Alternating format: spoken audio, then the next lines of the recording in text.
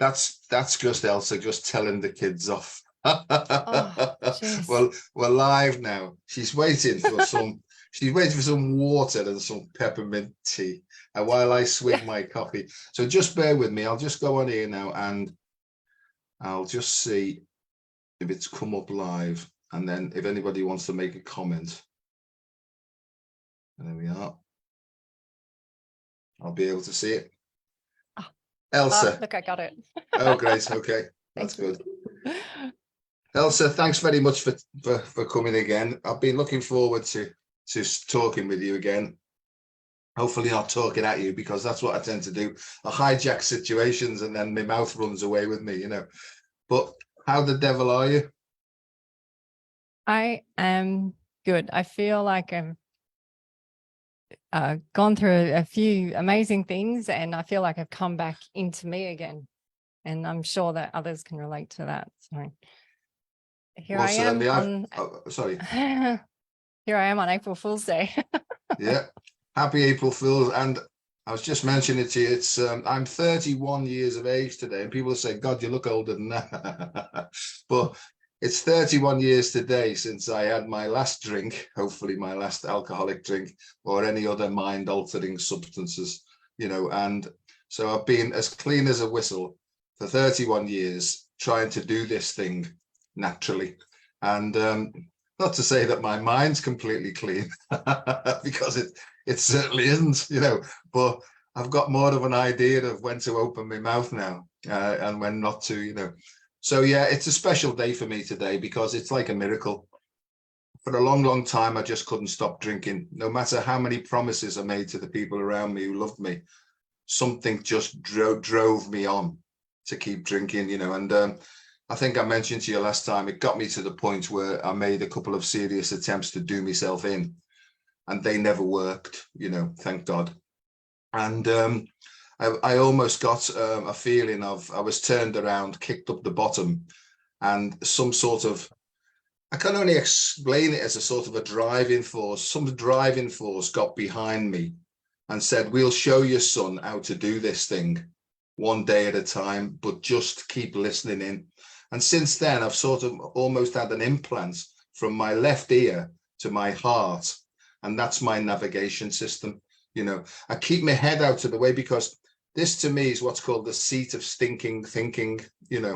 This is the thing where all the fear is, where all the arrogance is, and the ignorance and the pride. So I try and keep that out of the way and try and just go with this open and flowing heart. Do I make mistakes? Yes, of course I do, but I'm not bothered about them because the way I talk to myself these days is much more kind, because I was forever criticizing myself and I didn't know that, So that's where I'm up to. It's happy birthday, Dr. Joe, and it's over to you, Elsa. Well, happy birthday. And it's interesting because a lot of people that are addicts of whatever that could be, because there's many things that you could be an addict of, is they're the greatest ones that awaken. They're the ones that really have to go deep. And I found this not just once, but many times. They're the ones that touch people's hearts, others' hearts. So it's interesting how you're saying, you're listening to your heart, but through you going that deep with it, how you would be healing so many. You wouldn't even know how many you're healing. It's just by you being you. You're just healing because they say, well, he's done it. I can do it. And they just need to see that. And that's why we're sharing what we do. There is, I don't even know what we do, but I'm sharing it because it might assist others to heal themselves, because it has healed me. And great things come from what we've been doing for our family and our experiences. So that's why we share, right? We become the storytellers and we share so we can help others. Yeah, I agree. And I found my recovery in Alcoholics Anonymous, and I still try and follow the principles of AA every day. And the principles of AA are very simple: honesty, open-mindedness, and willingness. And the willingness is the willingness to admit I'm wrong, to the willingness to change my mind or allow my mind to be changed and to go forward, And there's a promise that they make. There's a few promises, but one of them is that your life will change beyond your wildest dreams. And I've had some wildest dreams, believe me, and it has done for the better, Consequently, I've sort of, I got that PhD. I still look back, I'm not a doctor of medicine, I'm a doctor in medicine. And all that means is I did a PhD, and my medical subject was how the brain and the heart and the mind and the body, how they interact with one another and how they're connected to one another.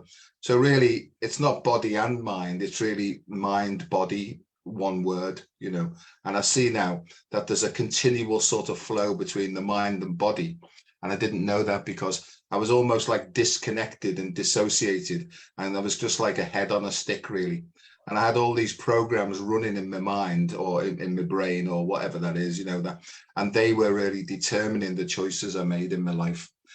And what they showed me in AA was they showed me that all the ideas, all the emotions, all the attitudes, all the guiding forces of my life up to that point weren't worth a carrot because I was trying to kill myself and I was desperately unhappy, And so there's a person called the sponsor who guides you through the process. They're generally older, wiser members who've been through the process for some time. They don't tell you what to do, but they just keep turning you back to your heart and the principles that reside within your heart. And I asked my sponsor, well, how can you tell when you're being guided by your heart? He said, because you feel good and you're open and you're flowing. And he said, and that's all you need to know. If you're open and flowing, just keep going, right? Don't try analyze. You don't need to analyze anything. You just, you'll get the information that you need on a need to know basis and then act upon that information, right? And go forward. And that's what I do. It's really become really, really simple for me. Is I just sort of put my hands on my heart and I say, give us a clue, because this is a tricky situation. I don't know what to do. Give us a clue. And sometimes I get a big shove, it's like something's behind me. I have this vision, of like a big winged creature, like a big guardian angel behind me, because that suits me, because that's the sort of philosophy that I was brought up with, and I'm quite happy to keep hold of that, And whether that's extraterrestrial thing or a guardian angel thing or whatever, it doesn't make any difference to me. But it's like loving, strong, powerful, compassionate, and takes no nonsense. And so if I'm stuck, I'll say to it, and it hasn't got a name, it's just like hello, and it just moves me forward, Now, I can't really, what's the word I'm looking for? What's the evidence? I am the evidence that this thing works. That's all I need to know. I haven't done any double-blind, randomized, placebo-controlled trial of it, I just sit and I say, I'm in trouble here. Can you give us a clue? And I get this, there we are. Why don't you try that? So that's how I live my life now. Yeah. And that's so cool. Like, that's great. That's the way we should be. And so people would say, oh, well, Dr. Joe has an imaginary friend. Well, I'm like, well, if he does, that's who I want to talk to, because he's sane. He hasn't had his senses turned off. He is sane. He is feeling his feelings. And this is so important right now, is that we support this sensitivity. And I keep getting brought back to this sensitivity, the sensitivity. So what's interesting with your being is that we were shown the Shiva tree in I think it was September, and again they had the two wings. It's the two wings, the masculine and the feminine are the two wings, and in the center is I think it's called the tantra, and it's called the fifth element, the supreme being. And I was like, wow, this is really cool stuff. And it's connected to this tree that we found, which is the blue marble tree. So blue marble, earth. So when I hear your being, I go, wow. So is whoever that being is, it really does sound like the supreme being. And to Dr. Joe, that is the supreme being speaking through Joe. And it's beautiful because now you're following that path. And so I give examples like that to our kids. You know, you're following your heart and your path, and whenever you need assistance, someone's got your back. Yeah, that's beautiful. I mean, I've never heard of the Shiva tree, but that to me is when I'm connected to this thing, which is all the time, but when I'm really deeply consciously paying attention, and we say something like, when you said that, I get a big shiver that goes right up my spine, right from the ground and out through the crown of my head. Is it shiver? It is shiver, but I didn't think of it like a shiver. And wow. So, because this shiver being is huge in India. It's called the Radhashka tree, I think, in India, and they make all the beads out of the blue marble. And they use those beads, they rub them, each one, and they rub them, and it's like they remember a religious text or something each time they rub each bead. And what I loved about it is this. Today I was walking past the tree with the girls, and I was admiring all the blue marbles on the ground, and they say that that's the eyes of the Shiva tree. And then I looked at the leaves, and the leaves are dark red. You know, the color of blood, like that really rich color of blood. And I was like, wow, I can see why this tree is classed as the supreme, because it has the blue eyeballs and then the red leaves of our, you know, the blood. So it's just. So when you talk of this being, I'm very impressed. It's given me goose pimples. Jamie, I've got it right up both legs, right up the I spine. have shivers. Thank you. Yeah. So there we are. So Shiva, you know, because I've looked at different philosophies over the 30 odd years since I've been sort of messing around with this stuff, right? I've looked at different philosophies from across the whole planet, really. And the central core of all of them, the major ones, is the same thing, is that love conquers everything, you know.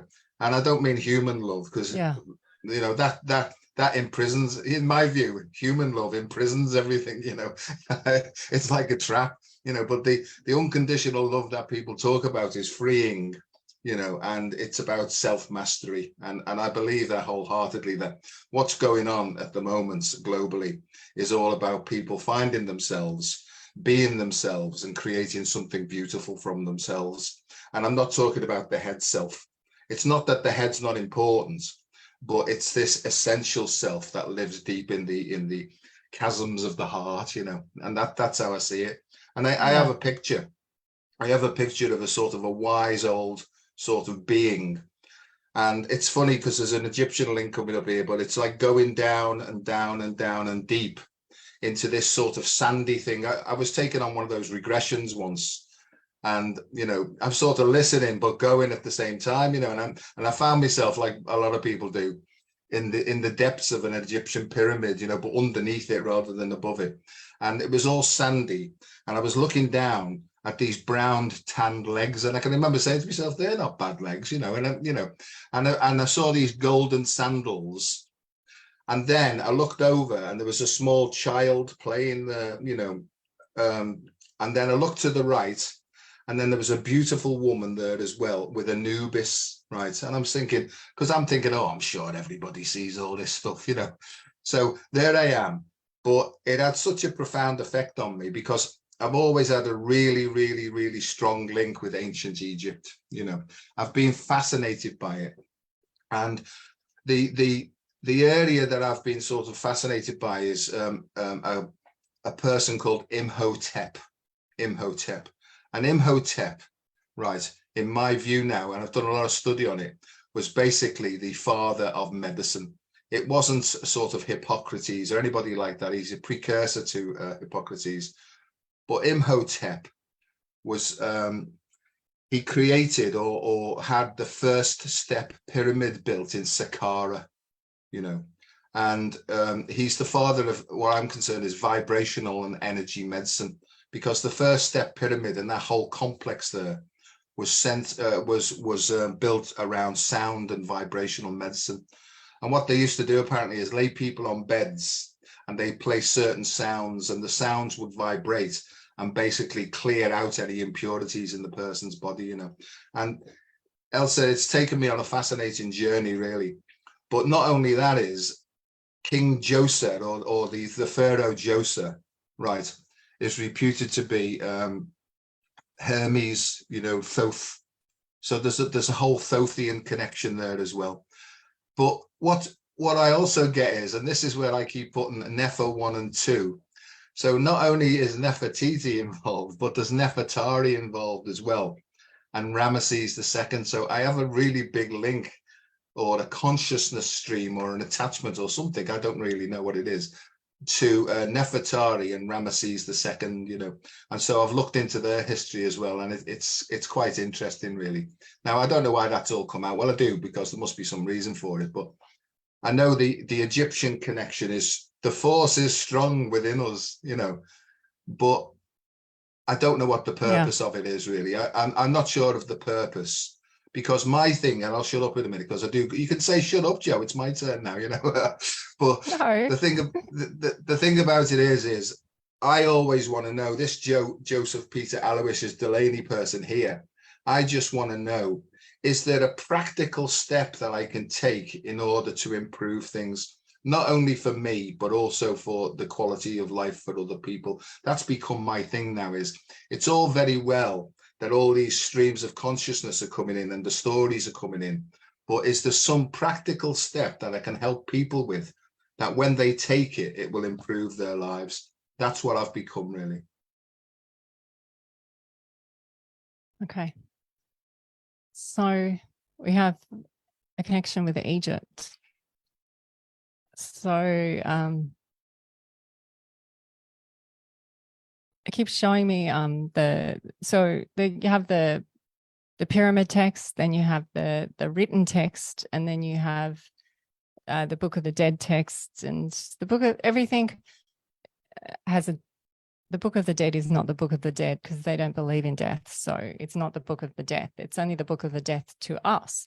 It's like a lot of the hieroglyphs that we are told about, that we're told about them in our time, not their time.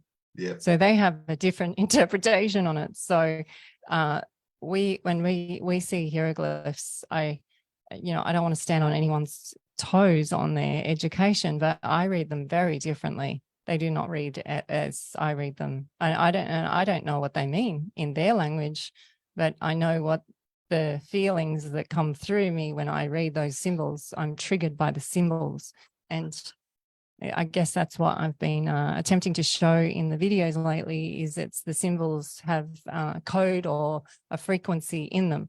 So everything has a frequency. So every food you eat has a frequency. Every voice sound you hear has a frequency. So every time you and I are connecting, we're upgrading each other, because our pupils are teaching each other. So our pupils come into contact and we share. You share and you upgrade each other, subconsciously upgrading each other. So Imhotep would have them lying down, and he would be upgrading that person through just voice and vibration. We were showed many times, not only through the Egyptians, but also through sound healing. I have some amazing friends that do sound healings, singing bowls, bells, even hearing another person breathe is quite a healing thing. Having an animal breathe on you is very, it's quite an amazing feeling. When I have the dog breathe on me, or a horse or a cat come and sniff me, especially around here, I have a shiver go through my body, and I can feel the endorphins in my body lift up. And I always say thank you to them, because it feels good. When birds fly over you, if you're in a good space, a clean space, when they fly over you, that vibration from the bird's wings can really lift you as well. It's and the more you tap into it like the Egyptians did. They tapped into all these things. They could self-heal themselves. They could see other things that possibly, you know, we can't see in our 3D world, because they were doing it. They were experiencing it. They were sharing it. There was a lot in Egypt where they didn't share it, and they would control it. And that's happened through other eras. But I mean, I get told that they're still going with us. So I honestly, I don't know. I don't know how it works. All I know is that, like you said, what can we bring now of all that information and share it here? So if you can heal through sounds, well, so what happens if you can't hear? Yeah. So we have a Dalmatian, one of our Dalmatians, he can't hear. He's completely deaf, but he can feel the vibration. We've been on walks, and snakes will feel us as well on our walks and things. So if just because you can't hear, you can still feel the vibration. There's lots of ways you can sense things, and our senses are there to heal us. They're the senses. That's what they're here to do, and they're here as your gift to guide you through, so that you can get to the next stage, to evolve. This is great. I had a conversation. It's not too. It's not. I feel like sometimes am I repeating myself? Not at all. What it means to me, Yeah. I've still got that shivery thing going up my spine. So, you know, that to me is, go on, son, you're on the right path, carry on. Just open your mouth, see what comes out. So I spoke yesterday to somebody about this very same conversation. It was about the effect of tones and music, and she's a professional musician, pianist. She's a good friend of mine in America. And she was saying that what people are realizing now is, you know, you can play something technically, but it's just basically head driven, and it's a program really.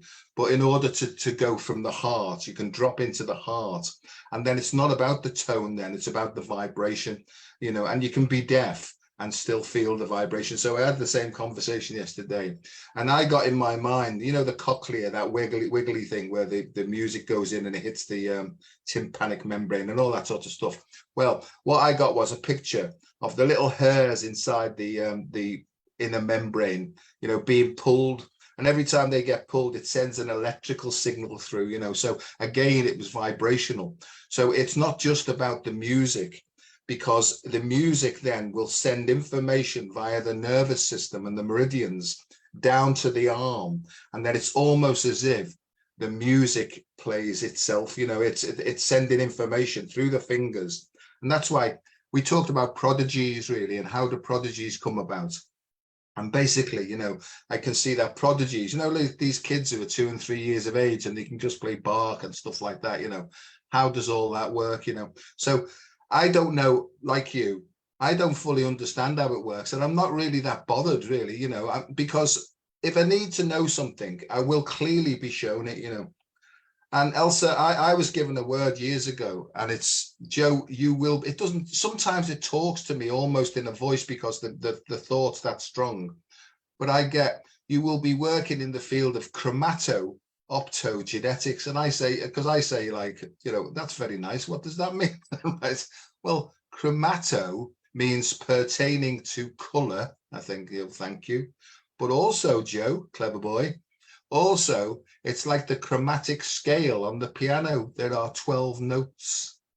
And what you will show people, Joe, is through vibration and frequency and energy, you will show how there's 12 potentials, right, intelligences that are available to all human beings, right? And I'm going to disclose this now, because if anybody else can pick it up and carry on with it, that's fine. But Joe, look at the importance of the 12 cranial nerves, because the 12 cranial nerves carry electricity, but they link to the 12 meridians. Right? And I'm thinking, well, just hang on, slow down a bit. And Joe, it also links to the 12 symbols of the disciples, because the disciples were individuals with different skills, different attributes, and different abilities. But also, Joe, there was not only a masculine side to the disciples, there was also a feminine side as well, right? Are you all right? Are you with me? Yeah. So I've got this. So then I've got, from the 12 disciples, we go further then into the outer space then, right? And we've got 12 planets then. And I think, well, hang on, there's not 12 planets. Oh, Joe. At one level, there's 12 planets, right, that are influencing the 12 meridians through the nodal system, which are influencing the electrical system or the nervous system, which are influencing the biochemistry of the body. And the biochemistry of the body is influencing the way stem cells express themselves. So in the way, Joe, you see, how you perceive the world and how you receive information and how you process that information becomes who you are. Other than that, Joe, have a nice day. And I think, thanks very much for that, right? Very kind of you. So I got the other day, put this meme up, Joe, vision ears, and it's all about vision ears, and ears, E-A-R-S. So it's not just about color and light, it's also about sound as well. And I'll just shut up after this bit. And sound, Joe, came before light, because in the beginning was the word. And after that, that impacted, created the light. The light then impacted then and created the human being, right? Because we are nothing but stardust, you know. And I think, oh, jolly good. Thanks very much. Wow.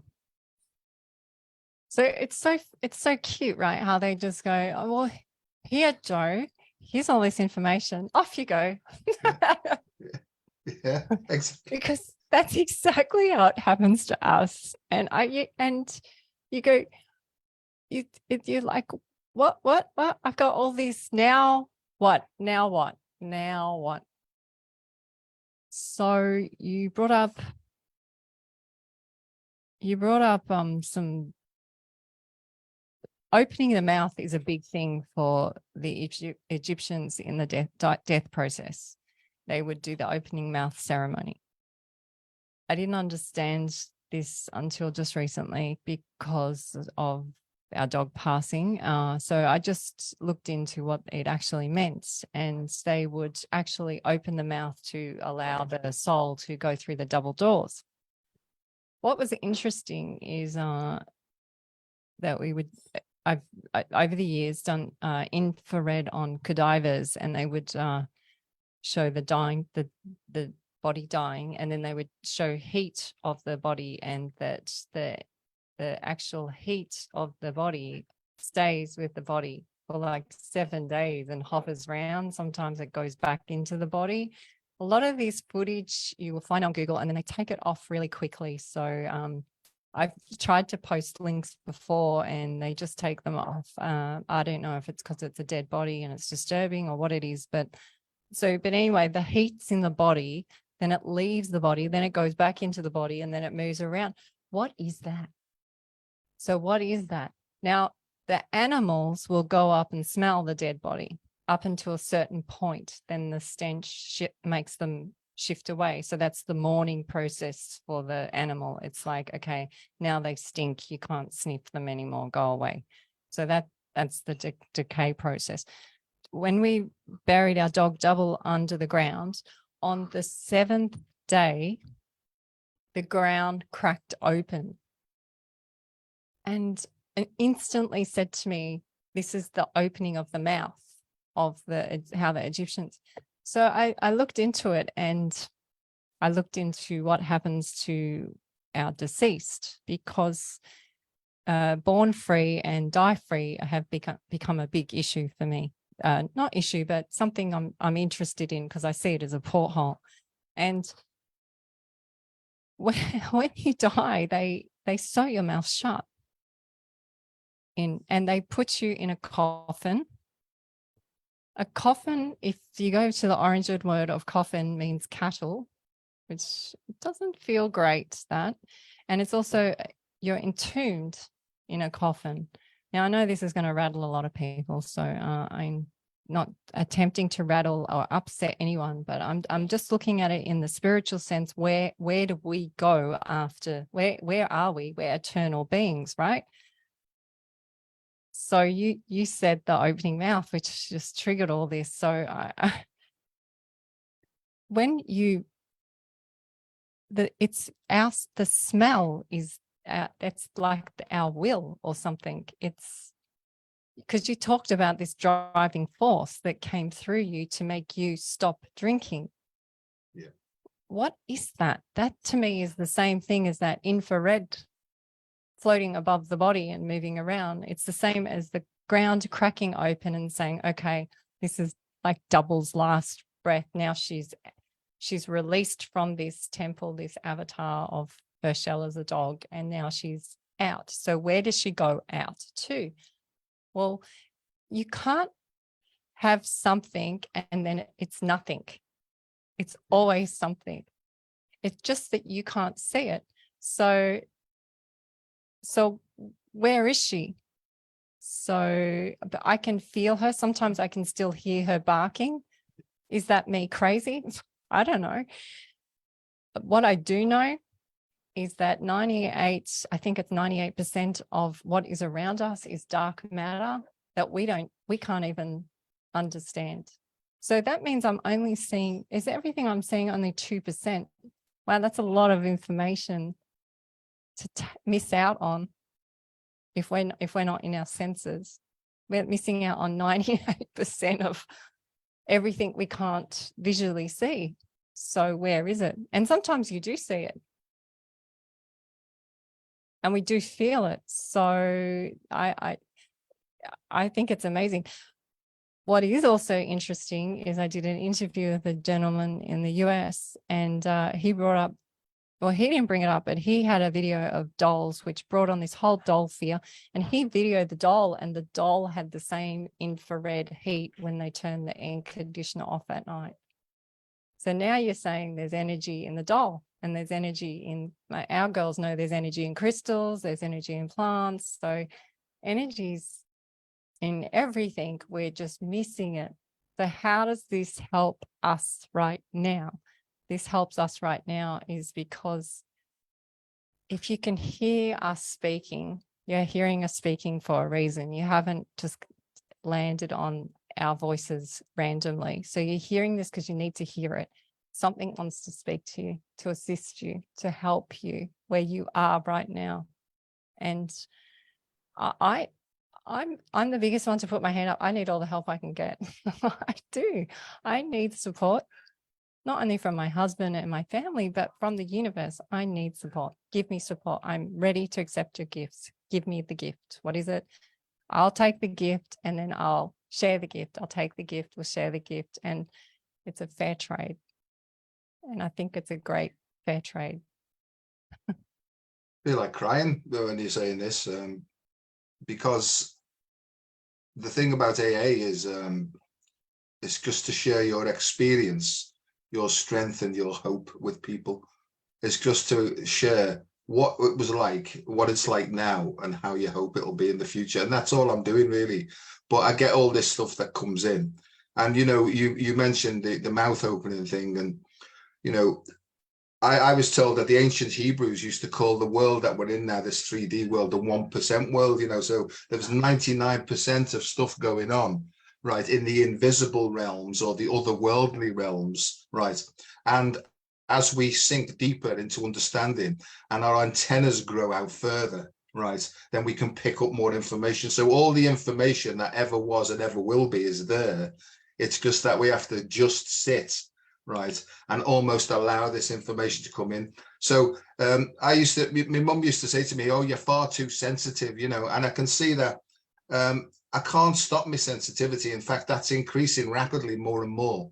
The problem with me was it was the emotional reaction to the information that I couldn't handle. So I was not far too sensitive. I was supremely sensitive, but I was emotionally afraid all the time. So fear kept closing me down. And in my mind, I see like the anemone You know, it pops its head and it's having a look around, but if it senses any danger, it goes right and straight back into the shell, you know. And that's basically what my childhood was like. It was like, you know, I could sense things. When the priest used to come round to visit, because a Roman Catholic, I used to get such a negative energy from him, you know, because my mum and dad would change. They'd be running round after them. And I'm not knocking Catholicism or anything. I'm just trying to explain my experience.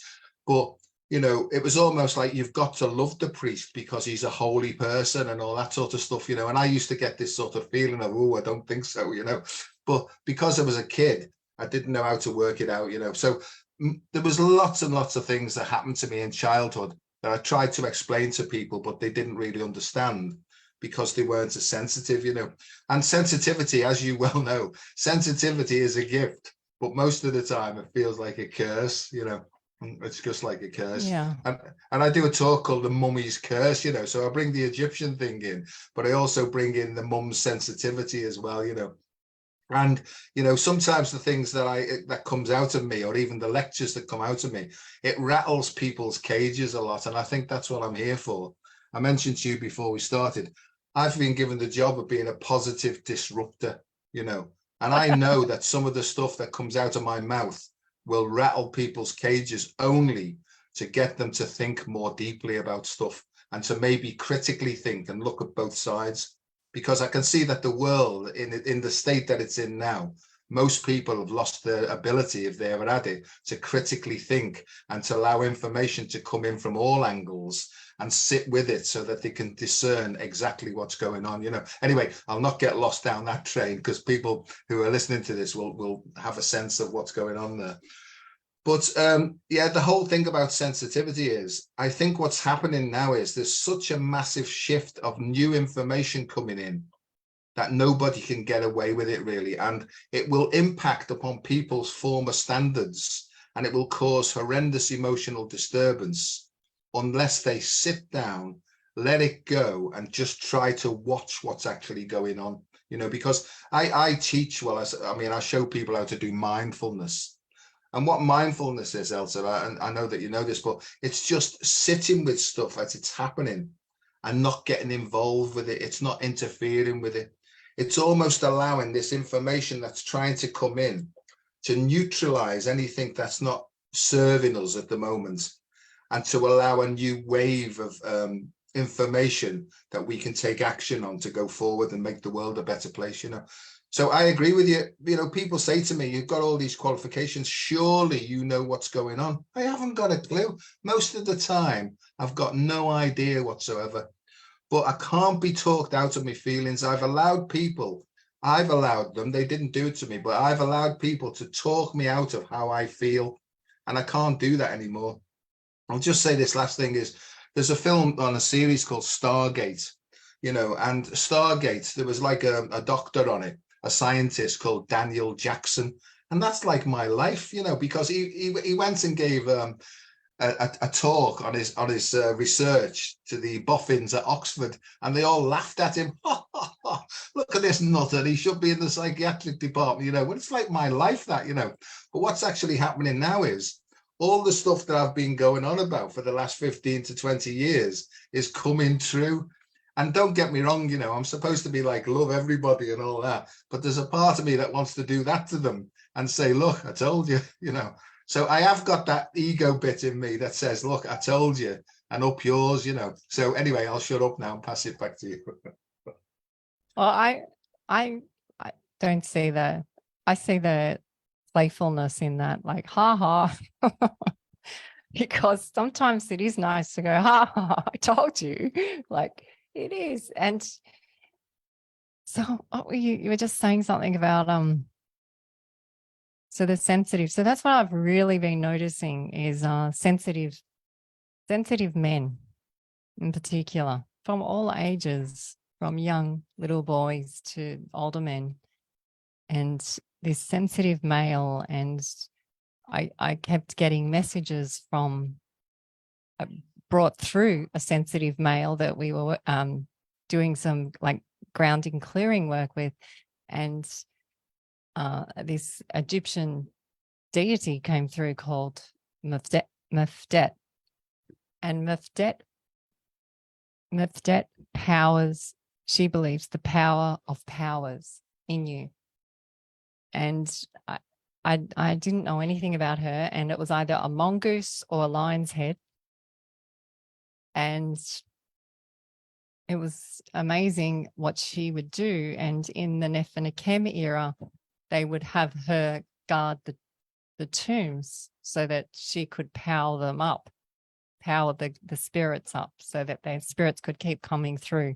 So she would give them power of powers. And I really noticed that this is speaking with other gentlemen and yourself, encouraging the sensitive male again, because this is where the power is now. The sensitive men will return with this power within them, and it's eternal, and it's unstoppable. Because most of these sensitive men have been to rock bottom. They've been there, they've seen it. They've been tested so many times on being here on earth. And now they've hit rock bottom and they're coming back up. And now this deity is powering them up. And I was like, wow, this is kind of huge. And it's just society and what's been put out there to confuse it all. Yeah. And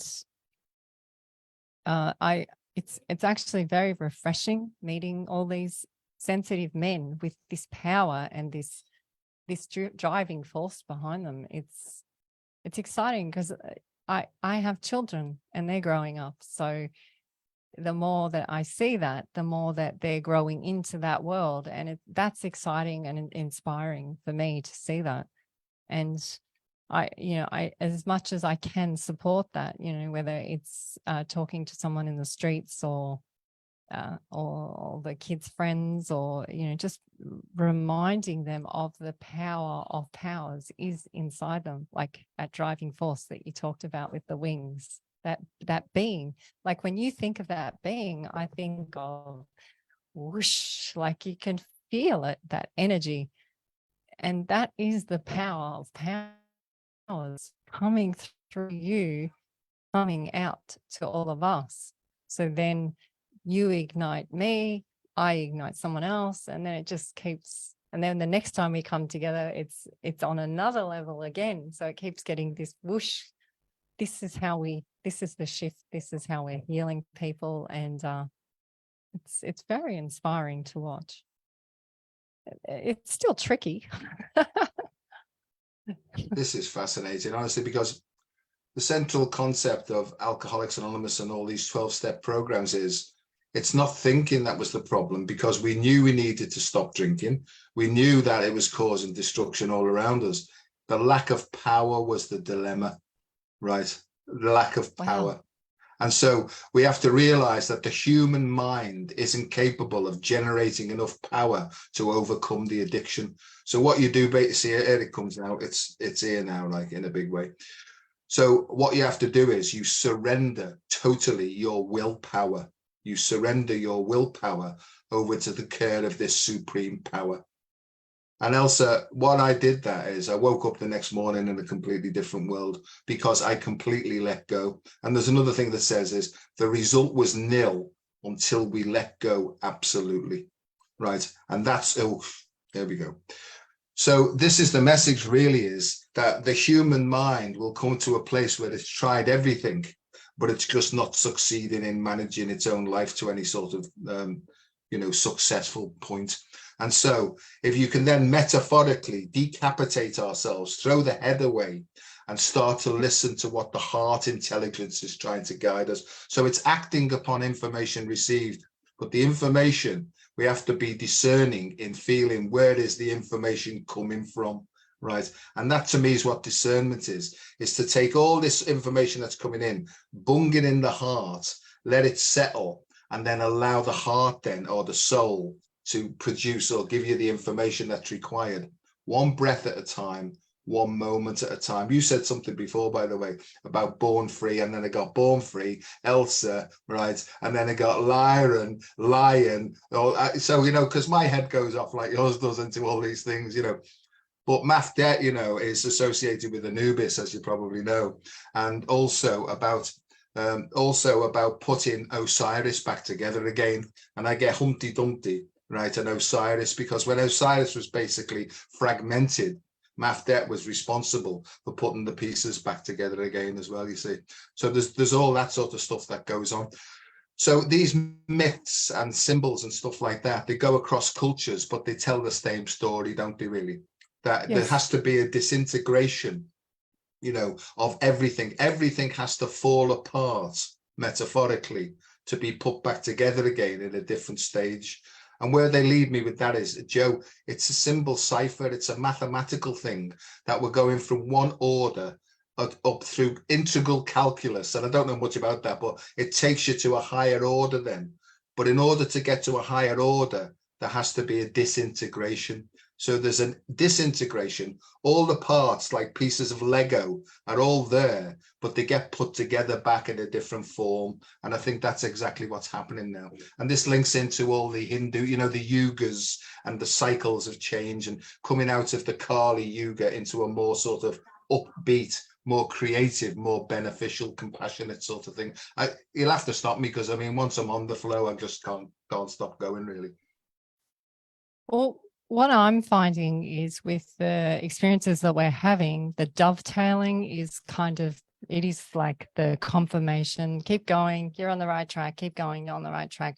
And when Mefdet showed, I listened to it, this astrologer that I listen to a lot, called Kapasha, and he came out to Australia once, and we shared a few contact emails and things, and he's just a lovely man. And he said the Sabian symbol for this time period was of a woman emerging from the sea with a sea lion. I was like, are you serious? So now I've got Medef, this sea lion, and a map. So we have on the map, we had this lion, and then we had Anubis, and I was like, wow, this is huge. Anubis has come through a lot for us, and through for our first son, and he's very powerful in different ways, and you have to, it depends on how your energy is for all these things that come through, how it comes through for you. But you just can't make this stuff up. Like people say, people will say to us, how can all this be happening? And I said, well, it's magic. It's magic. It's a miracle. And then you see them smile as almost as it's child's play. And then I say, well, it is child's play. And the more you return to child's play, the more your endorphins in your body, again, coming back to the chemical equation, are lifted. And that's where you'll heal. So if it takes Dr. Joe or Elsa to be a fool on April Fool's Day, but we lift your endorphins, well, we've succeeded. Because we've lifted the ions and the atoms in their body so that they can then maybe see something or a glimmer, something that they couldn't see before, they'll be able to see now. Yeah. And that's the healing. That's a very healing process. Yeah, I work in the field of medicine, and I work with orthodox medical people, you know, and I've tried for God knows 25, 30 years to try and get this information in under the surface, you know, and it's almost like if I go too far, it goes clamp and stop right there now. But I've said to them, I said to them, the future of medicine is actually medical physics. And they say, what are you talking about? I said, because we're moving back to something called energy medicine now. And that's also to do with what Tesla said, vibration, energy, frequency, all that stuff. And they go, no, no, no, that will never replace us. And I'm thinking, oh my God, you've got no idea, chaps, what's coming in. So quantum medicine to me is about, it's a best of not both worlds, because I think that bipolarity is a con. It's a best of all worlds. And I think all worlds means finding out what works for that individual. And it's helping that individual to find for themselves their strengths, because they're here to actually express their strengths, their skills, their attributes, not to go on and practice the stuff that's not natural in them. That's somebody else's job, you'll be natural at one thing, I'm natural at another thing. The idea would be to express our particular skills together, and they interlock then, and we go forward. I see that really, really clearly. But I just want to talk about on the advert for this show, I put Riki Tiki TV, right? And lots of people won't understand that. But my dad was he was into India. He was based in India and in Ceylon in the war, and he was just completely overwhelmed by the culture, and especially the writings of Rudyard Kipling, right? And there's a poem by Rudyard Kipling called If, and he tried to live his life by the principles in that, and I try and do the same, because they're the same principles of Alcoholics Anonymous, basically. But Rudyard Kipling wrote the Jungle Book, right? And there was a mongoose called Riki Tiki Tavi, right? And in the week, I got as clear as anything. Look, it's really powering up my legs and my spine now as I'm talking about this. Riki Tiki Tavi, his job was to kill cobras and to keep the community. And in the week, I got this picture of a great big black and gold giant cobra, right, with two heads. Now, I didn't know this until I did some research on it. Right. And then it got led back. You put mongoose on one of your things, and I thought, that's strange. I'm sure I just saw mongoose there. Right. And the mongoose was associated with the Mafdet. And I thought, well, I don't know who Mafdet is. I'll go and have a look at that. And then it all, like it does, it all started to go and all started to link together. So I looked up, and there's an animation on Riki Tiki Tavi. But I got Joe, it's not the mongoose, it's the tone of the mongoose's name that's important, so it took me back then to all those different things, so that's where I'm up to, Elsa. I don't know what's going on at one level, and yet at another level I'm really clear about what's going on, so there's those two things. But all I really want to do, my intention every morning is I tap on my heart, I open it up, and I say, what's on the cards today? Can you just give me clear indications of how we should go forward? Because I honestly believe this is some sort of a cooperation between the human being and the divine, and whether, I like what Jesus is reputed to have said, that I am and my Father are one. And to me, that just means that we're connected. It doesn't mean that I am God. It means that I've got the same sort of aspects of that, Anyway, I digress. So I don't know whether that all made sense about the cobras, the mongoose, Riki Tiki Tavi and stuff like that. But what have you got to say about that? Well, it made a lot of sense to me. So the mongoose has happened now. So with the dovetailing, the way it works with us, so I'm going to share, it doesn't just happen here in Australia with a friend. It will happen here with the kids. Then it will happen on a map. Then it will happen with like our friend Kate in Texas. Oh, yeah. How she's on the other side of the world sharing about a mongoose at exactly the same time as myself. So how is this happening? So like the butterfly effect, right? So it's happening not here, it's happening there, it's happening there. And then, something huge happens in the news. So within 2 or 3 days, like it does, that's what happens. So now we're not only affecting you, me, whoever hears the story, but then now we're actually becoming not magicians, but we're creating a healing for the land, a healing for the animals, a healing for the plants, a healing for the people. healing for their bodies, healing for my body, healing for the kids' bodies. Like this is like you said, quantum physics, and it doesn't mean it's just one thing. It's all of it. You can't just say it's only that or it's only that. And that's what's happened with all this programming is it's put it in this box, this box, this box, this box, this box. That's the schooling system. And well, where do the Dillons fit into the schooling system? Or we don't. We just didn't fit in. We literally, we didn't tick that box. We didn't tick this box. We didn't tick that box. So if light affects us, sound affects us, hearing affects us, being around people affects us, where you're standing, what time of day it is, it's everything that affects you. So you take in everything. And the only way that you can take everything in is if you slow down. If you're rushing around, it just whizzes past you. And this is where you hear people say, oh, it just seems to be going so fast. It's because you've just literally got to put your 2 feet on the ground and just stop and just stand still for a few minutes. Please don't hold anything.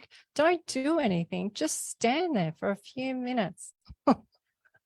Don't do anything. Just look at the sun for a few minutes, or look at your shadow, or look at the clouds. Look at the bird, but just or running water, or just look at the blank wall and start seeing things in the paint, like, or the curtain. Just stop doing something for a minute. So you'll see, it's like those films where you see it starts going really fast. Everything's going really fast past you. And like I say to people, when they ask me a year ago, it feels like 10 years ago for me.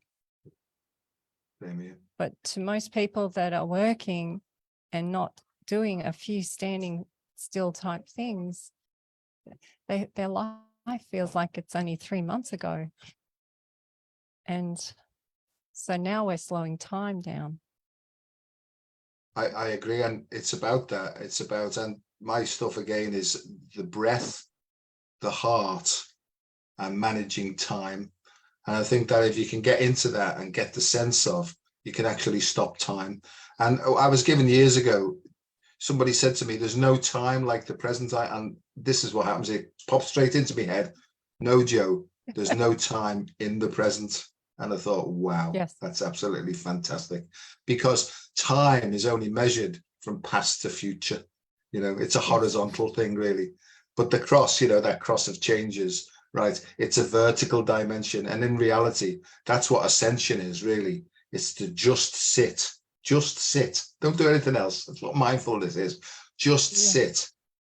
And then the peace that passeth all understanding, or the neutral point, or the 0 point, it descends upon you.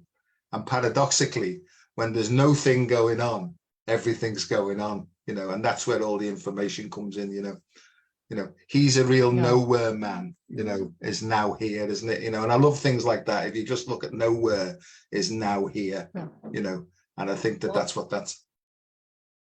It's all the same meaning as well. Yeah. Now, you, know, knowing, youing is all actually the same meaning. So that, once you know that, then time's gone. It's just gone poof. Yeah. So we're learning that you're no good at being somebody else, because somebody else is way better at being them than you. So we've learned also that now we can affect time by just standing on our 2 feet on the ground, as simple as that. So now we're collapsing time. So now also we're realizing that we can affect our own I ams, which are, to me, our ions, which we are all filled with hydrogen ions in our body. So they show me that we need to allow, and surrender is one thing that you just said, a surrender to our will and surrender to the power. So this week, little Jeannie has injured her knee and off her pony Cookie. And what's interesting is I shared that with a few people, and then I got flooded with, I've got a sore left leg, I've got a sore left knee, I'm going for a knee operation. Everyone's on the left side. And I went, wow, this is global left side. Okay, here we go. So we did work on our knees. When you have something happen with your knee, and you brought this word up just before, yoke.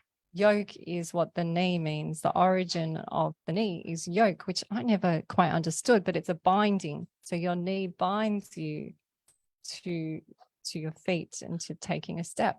So when you hurt your knee, you're literally being brought to your knees. It's in prayer. You need to kneel. So I've said to our kids and others, what do you need? Because if you ask what you want, the want is the future, and that's not going to happen. It'll keep you wanting. That's what want does. Want keeps you. Dreams are different, but wanting something is continually in the future, and it's not usually obtainable. And if it is obtainable, it usually is short-lived. What do you need? So when you fall to your knees and you surrender, ask what I need, and start with the basics. So get your body healthy, the basics: oil, salt, minerals, all that. Hydrate. Then what do I need? Well, I need kindness. I need shelter. I need warmth. I need cool. I need to be inspired. And then when you actually start to see what you actually need, a lot of people might disappear from your life because you'll realize you don't need those ones around you. Yeah. You need to be around kind people. You need to be around people that have compassion, people that inspire you, people that awaken your ions in your body, the I-ams, the ions. And it makes it really, really simple. And then once you have your needs met, then the magic starts. Then the next level, then the next level, then the next level. And so that's where we were at with the left side, that's the way the cookie crumbles. Cookie the pony seems to always bring some really profound, something profound to the table all the time, Cookie. So he's quite a good pony. Throwing Jeannie off, she's really had to pause, like you said, pause and sit with what she needs to do, how she needs to take her next step. And she's addressing it in a 10-year-old way. And it's great to see, because she's teaching herself. I'm not teaching her. I'm just telling her. I'm not teaching her. I'm sharing. I'm the storyteller telling her. Now she has to. She can't move around, so now she has to work it out. And so she's working it out. Fascinating. And she might go and do it again, and which we said, you can test it out again. You can test. There's no coincidences. It's fascinating. I've got lots of friends who are having problems with their left knee, right? Honestly. And what I got in the week was that a lot of it's connected as well to the hip, right? And there's something called the inguinal canal as well, which is connected to the root and the sacral chakras, right? And this is what I get. This information just comes in. So a lot of the time, right, it's because the energy is not coming through all the way through from the crown, through the heart on the left side, which is again associated with the feminine. There's so many different things, but this is what I got is when the flow of ions is reestablished, then you can stand on your own 2 feet, right? You're no longer weak at the knees. So there's the power coming in, you know. And the next thing is then you can put your best foot forward. So I get all those sorts of things as well, you know. So it's taking, oh, look, it's here now again. And I see when I get this feeling, I try to explain to people, it's coming up my spine. And I just feel like crying my eyes out, right, with gratitude for all this stuff that's coming through. Although I don't fully understand it, I know that there's some sort of process going on and that I'll be given the information about it when I need it, right, not when I want it. And I agree with you. Wants are just desires, aren't they, that are never fulfilled. So there's no fulfilled, and satisfaction means to be filled full. So you can never be filled, right, full, if you're always in this desire mode, really. You know, there's so many different things. So we've come to time. In fact, we're over time, which is great. You know, I could go on forever, but why don't we do this again soon? You know, maybe in a month's time, if you're up for it, you know, and see what the next phase or the next stage is, if you're okay with that. I would love to. It feels like I've only been speaking to you for 5 minutes. So, yeah. Well, it's been, you know, it's one of those things, isn't it? As you say, when our eyes meet, it's like, and there's so much information transfer going on.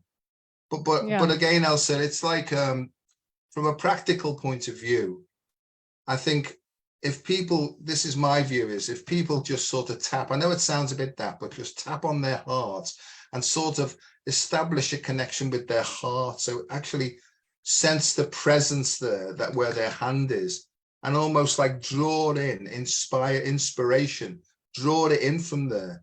And then if you can do the next bit, miracles will happen. And it's this, hello?